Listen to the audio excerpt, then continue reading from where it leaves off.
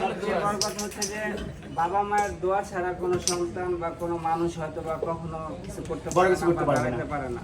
তা আশা করি আমার বাবা মায়ের দোয়া ছিল বলে হয়তো বা এই জায়গাটা আমি আসতে পারছি। এটার জন্য আমার বাবা মার প্রতিও আমি অনেক কৃতজ্ঞ। আর বাবা মার ঋণ তো কখনো শেষ করা যায় না, তো এটা বলেও লাভ নাই।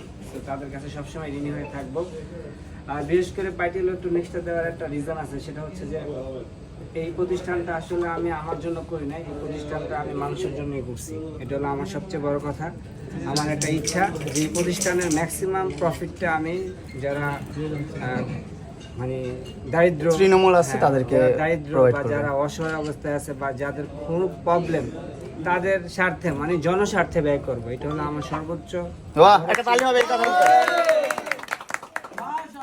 তো আপনারা দোয়া করবেন যেন আমার সেই চিন্তাটা আমি মারহাবা রাখতে পারি, মানে রাখতে পারি বলতে মানে আমার চিন্তাটা যেন তুমি সাকসেস হবা ইনশাআল্লাহ।